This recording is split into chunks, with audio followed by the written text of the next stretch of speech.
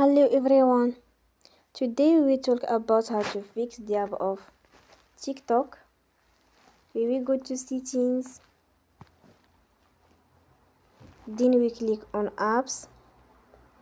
After that we search the app TikTok and we click. Then we will on for stop. After that we go to storage.